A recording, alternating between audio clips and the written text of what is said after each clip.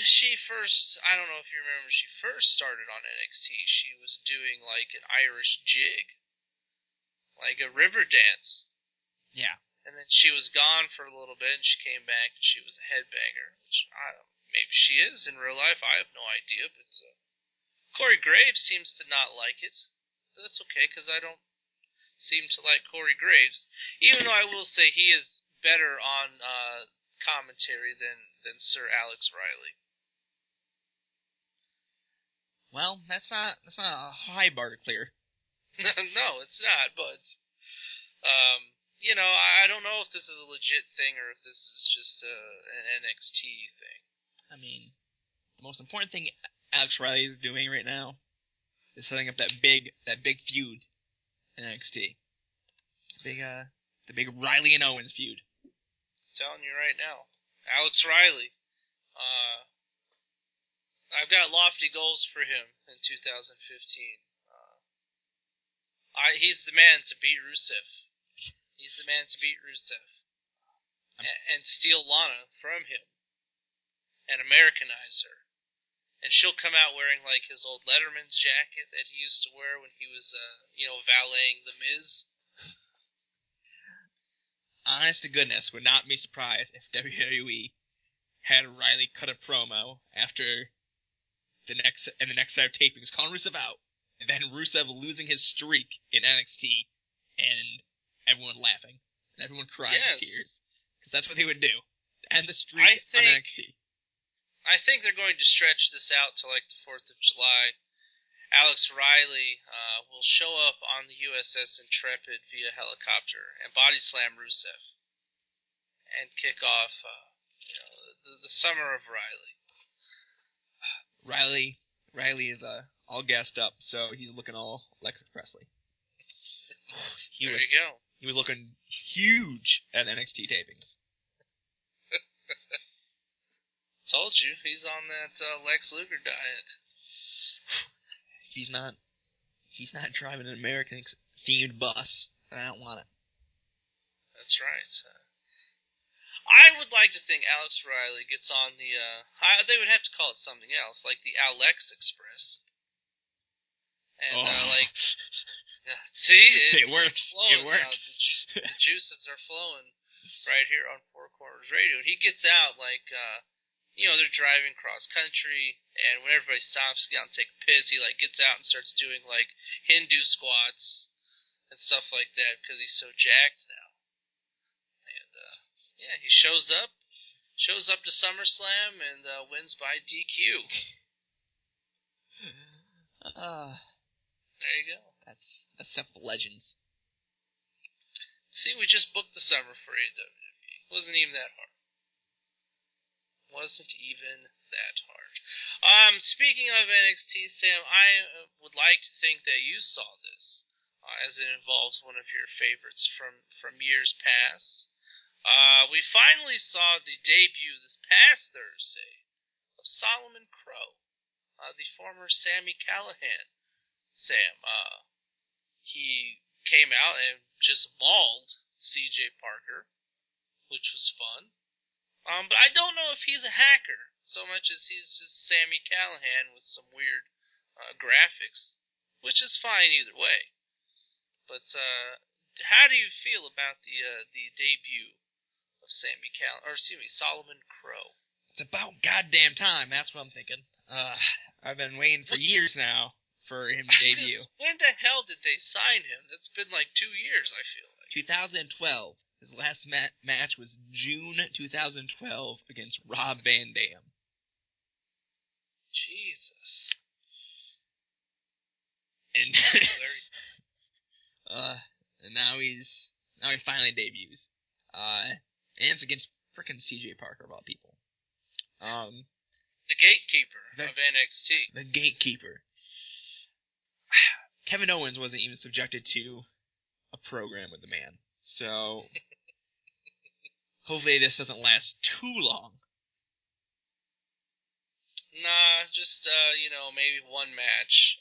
I saw some of the stuff that happened at the tapings, the first set of tapings. I can't remember if he's on there, but the thing about the tapings is it's going to be like 3 or 4 weeks before we see him again. Unless there's just some vignette. You know what I mean? But other than that, he's not going to be in the ring again for like another month. So, I don't know. Am I right on that? Like, I feel like it was like there was some time between episodes for Sammy. Yeah, it's gonna be a few more weeks before he has that CJ Parker match. And it's gonna be like May 2017 when he's back on. I mean, I don't understand the taping schedule because they tape like 2 back weeks, which I don't get. Yeah, they tape like 2 months. Because usually they tape like once and then you have the next special, or they tape once, then they wait a little bit, and then when they're getting towards the end, they tape again. They didn't do that. They just went for it. Yeah, and apparently, I think Balor and Owens happens on one of those shows. I have no idea. I don't really want to know, I guess.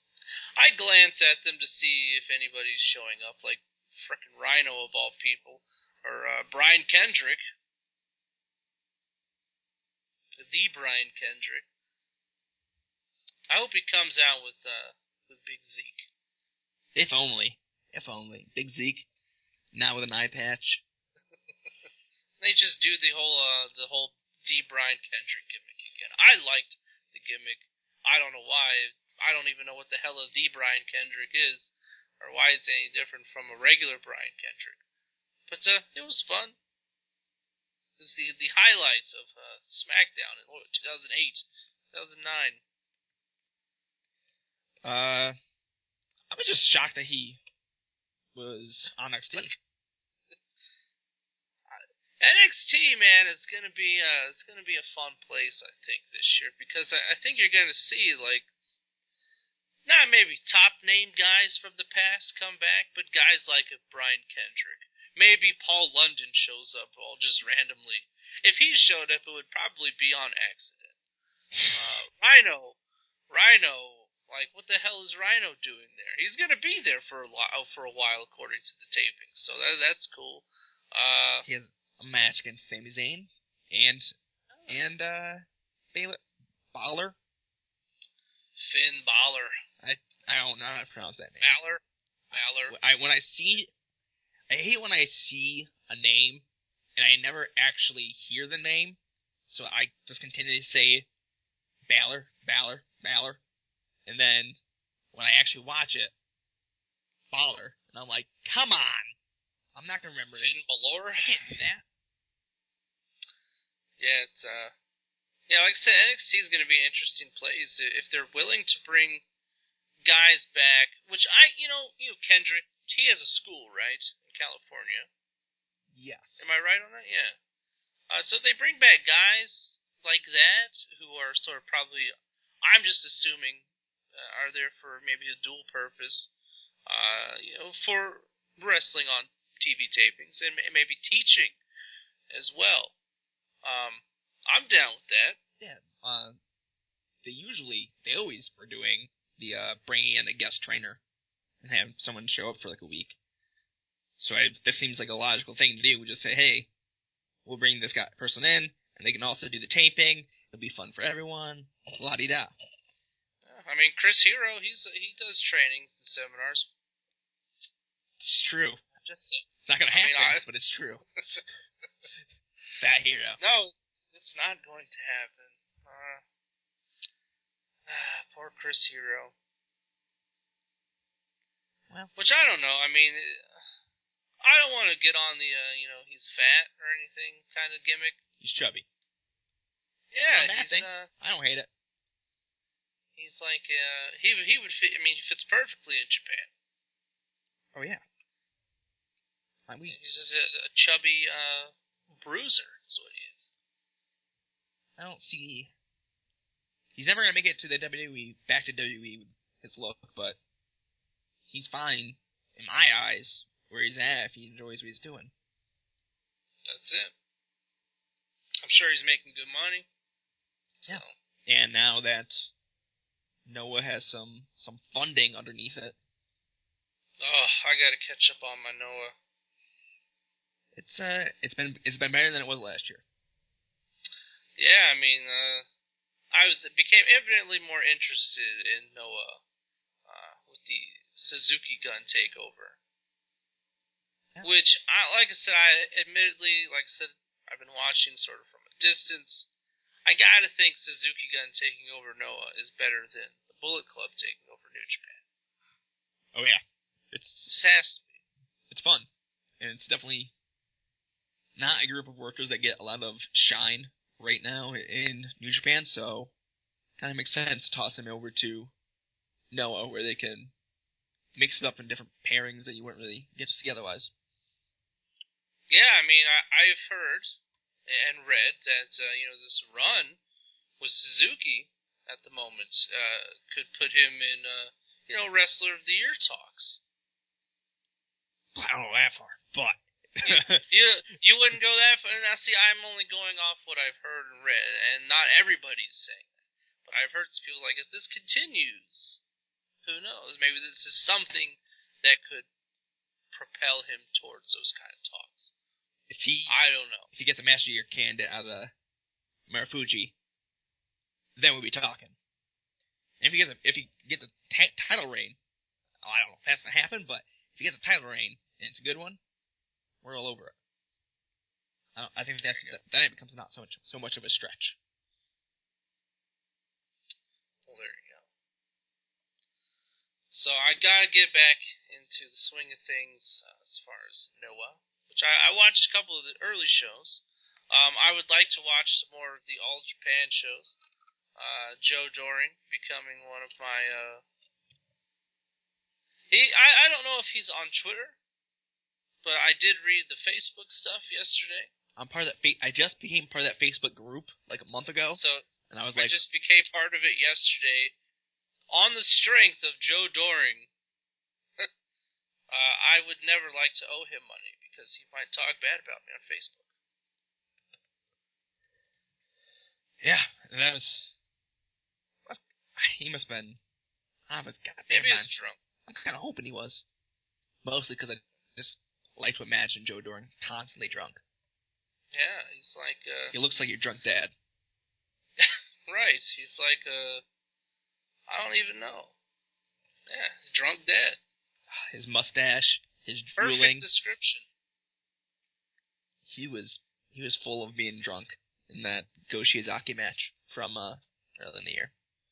Oh my God! Now I know a lot of people that I interact with probably have not seen that match from that was the first weekend of January. But that to me, man, I put that just behind Ibushi and Nakamura right now. Like, I love that match.